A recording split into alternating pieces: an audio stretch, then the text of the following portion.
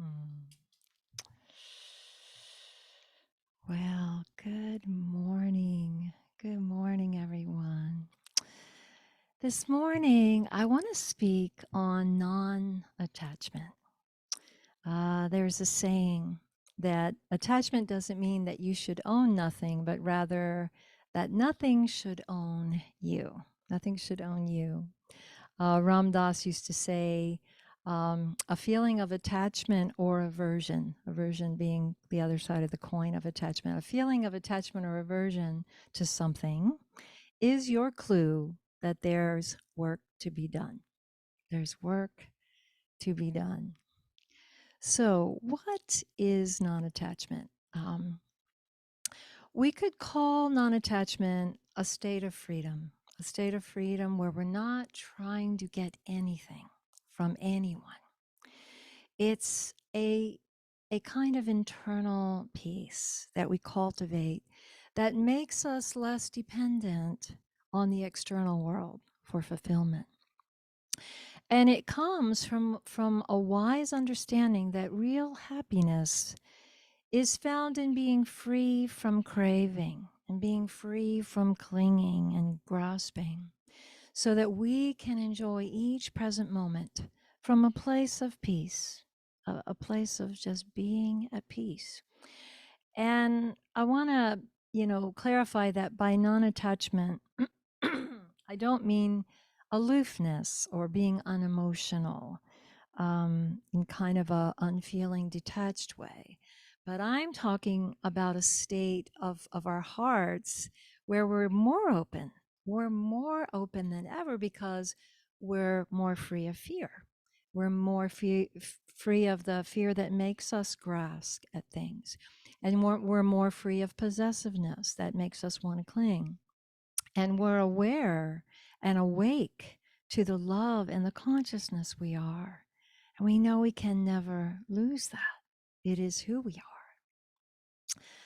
Thich Nhat Hanh would say that we must learn to love in a way that the person we love feels free.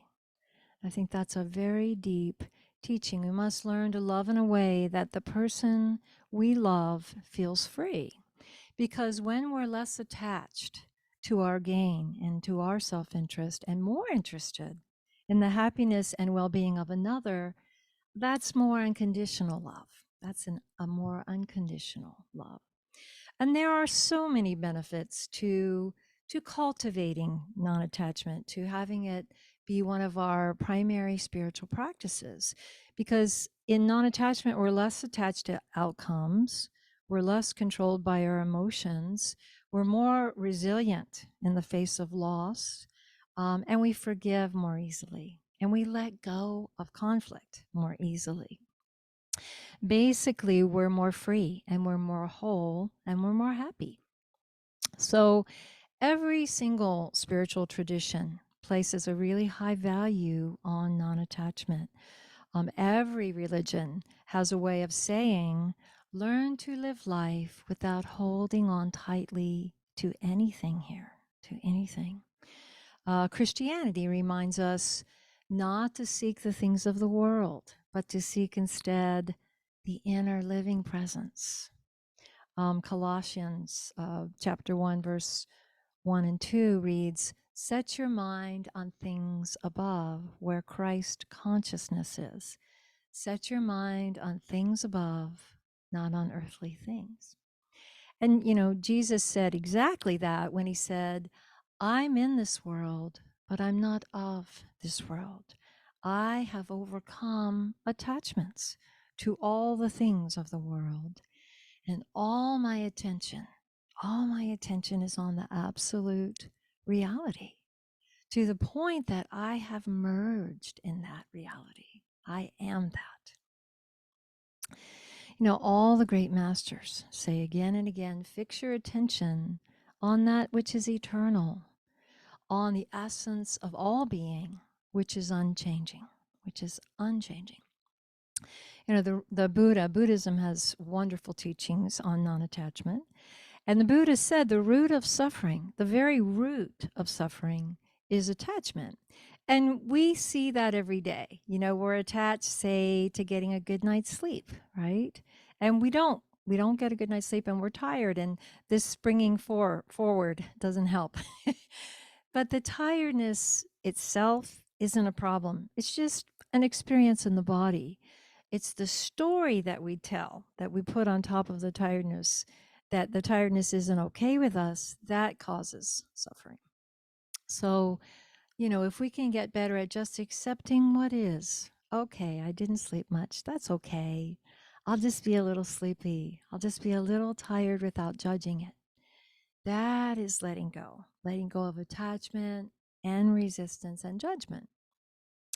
So it's so worthwhile to seek to live in a state of not clinging to anything. Um, in Hinduism, there's a teaching from Patanjali's Yoga Sutra called aparigraha. Aparigraha is Sanskrit for non-attachment or non-greed. And the teaching basically says that if we release our attachments and if we become steadfast in having no greed, if we stop grasping for things and trying to possess things, then the nature and purpose of our existence and of all existence becomes clear, becomes clear. And you know, to me, that is saying live in a state of non-grasping, because it allows us to attain our highest purpose, fulfill our highest purpose. And of course, it's not an easy task, right? But with commitment, we get better at it. We get better and better. Um, there's a story I like to tell. I am pretty sure some of you have heard it before, but it's a great story that Eckhart Tolle tells. And it's a story about a duck with a human mind. What would happen if a duck had a human mind? And, you know, Eckhart Tolle learns so much. You can tell he spends a lot of time sitting in nature because he learns so much from all things in nature, but he loves to watch ducks.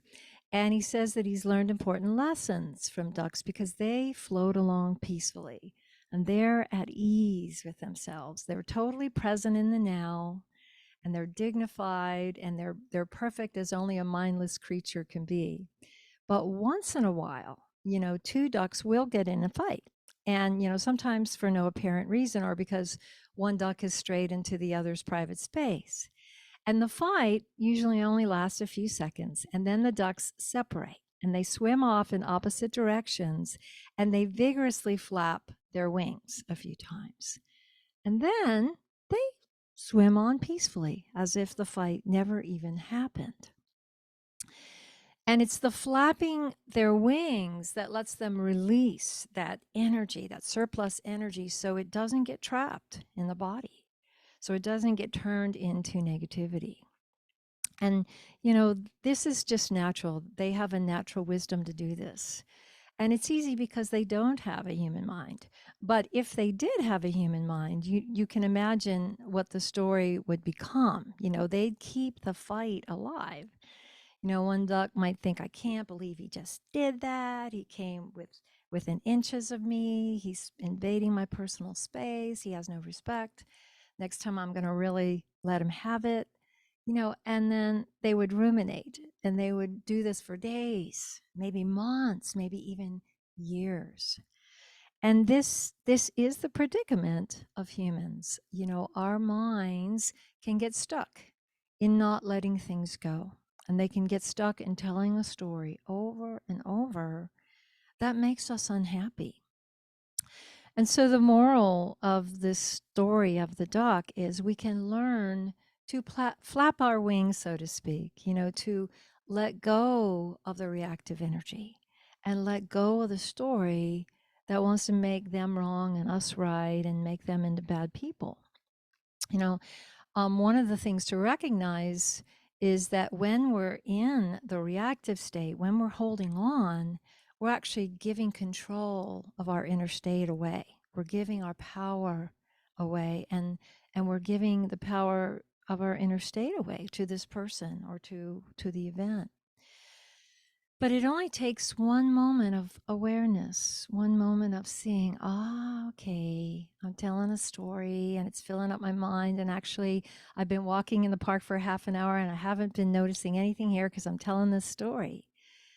in just that moment, we can go, okay, we can let this story press the pause button and we can bring our attention back to the present, to what's here and now. And notice, okay, this energy field doesn't feel good. I can let it go. And sometimes if we can't drop it right away, we can at least drop into our body. I was sharing this when I was talking about stress last month. If we can shift from the mind to just feeling what's happening in the body and then use the breath to let that go, that is a beautiful way to begin to return to the present moment and let the energy go. There's a story Aldous Huxley wrote called The Island. And it's about this man, he's shipwrecked on an island and he's cut off, this island is cut off from the rest of the world. And he discovers that these are really interesting people on this island. They're very sane. And one of the first things he notices being on this island is there's all these colorful parrots in the trees, and they seem to constantly croak the words, attention, here and now. Attention, here and now. Attention, here and now. And so later on, the man finds out that the islanders taught the parrots these words so that they would have this mindfulness bell, so they'd be continually reminded, stay present, come back to here and now. Place your attention here, where usually there's nothing wrong, right? So whenever we're feeling negativity arise, we can notice that. We can bring in that mindfulness bell and say, attention, here and now, wake up from the story. Wake up from the story that's making us unhappy.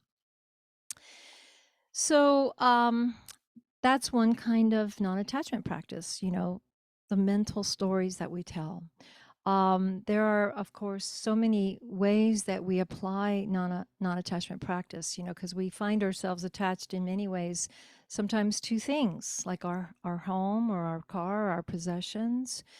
We might notice we're attached to the work we do, whether we're paid for it or it's volunteer. We might have an attachment for an outcome.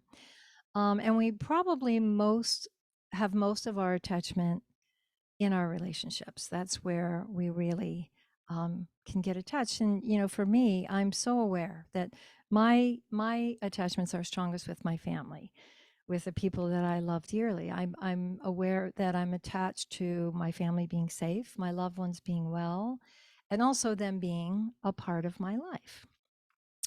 And I want to say, it's so important to say that there's nothing wrong with attachments. We have to hold them with so much compassion. It's part of the human journey. It's part of the experience of a separate self. We want to hold on to things that we think we need to hold on to as a separate self. We have human feelings and we want to work with them. But we can grow in a consciousness of love that is able to hold more lightly and even get to not holding on at all, And again, it's not aloofness. That's a different thing. It's not being shut down emotionally. It's actually a more conscious love. It's like Stephen Winwood says, a higher love. It's loving from a place of inner freedom instead of fear. It's from a place of being awake to ultimate reality. I sometimes face feelings of the inevitability of losing someone I love, inevitability of losing someone I love. That is something that I spend time meeting with conscious energy.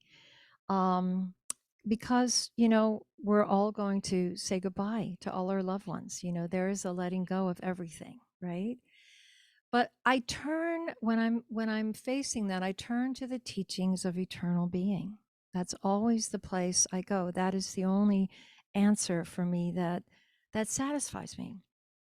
There's such beautiful teachings in the Bhagavad Gita um, on eternal being. Krishna is an embodiment of God, and he's an aspect of God in the Gita, and he's teaching his student Arjuna to not mourn for the dead, to not feel that, all is lost. And he's speaking from God consciousness when he says There never was a time when I did not exist, nor you, nor any of these kings, nor is there any future in which we shall cease to be. Just as the dweller in this body passes through childhood, youth, and old age, so at death he merely passes into another kind of body. That reality which pervades the universe is indestructible. I think that is one of the most powerful scriptures on making peace with impermanence. Because probably more than anything else, we are attached to life. We're attached to our life and the lives of our loved ones. And the only way to loosen this attachment is to fully know our true nature, to go even beyond the concept of it and know it. And the Gita describes our true nature saying, knowing it birthless, knowing it deathless, knowing it endless, forever unchanging. That is our true nature, birthless, deathless, unchanging, forever. So Krishna is teaching Arjuna to not fear death and not fear the loss of his body or any body. You know, the Buddhists are so good at making friends with impermanence. You know, they talk about death as a natural thing, a normal thing.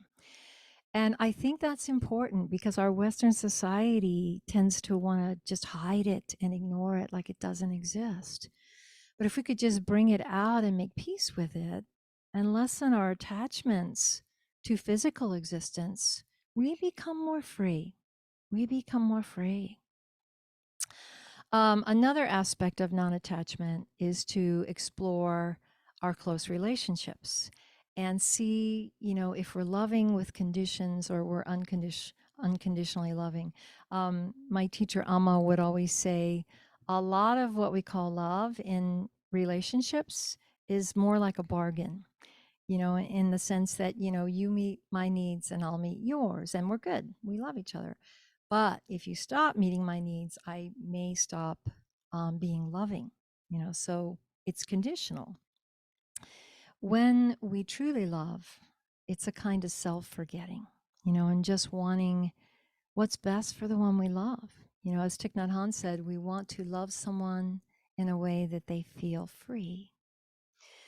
Um, I remember years ago, my brother was going to move to Maui to be with his partner. And when he told me that, I really went through feelings of attachment to him being near me on the mainland.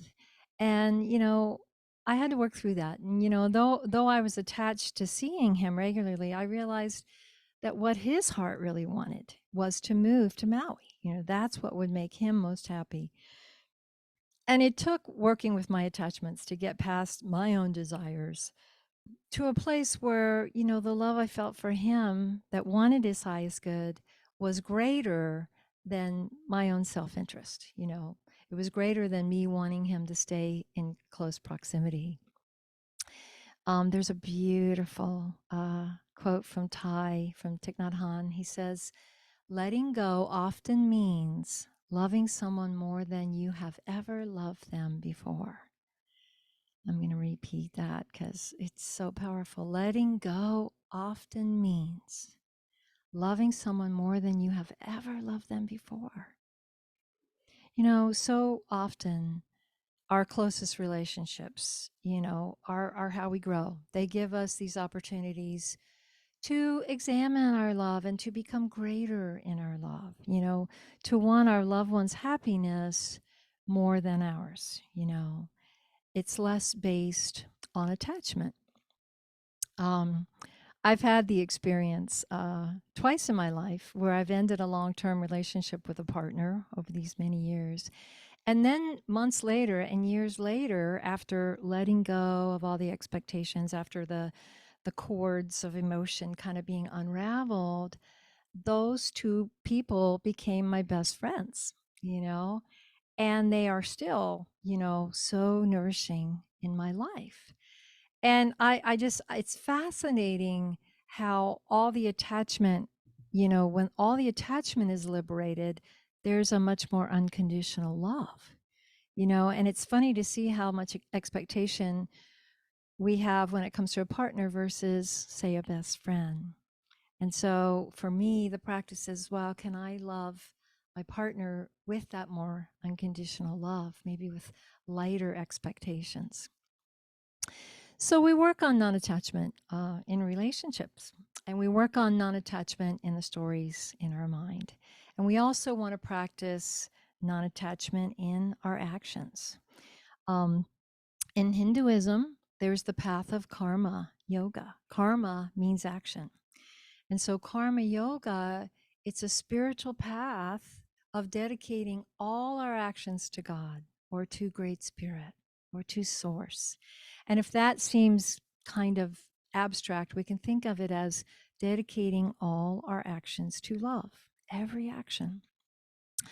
I remember my first trip to India. I know I've probably talked about this many times, but in 1994, when I first went to India and I checked in at Alma's ashram in Kerala, it was very inexpensive to stay there. It was a very, very kind of simple setting. I think it was $2 a day or something.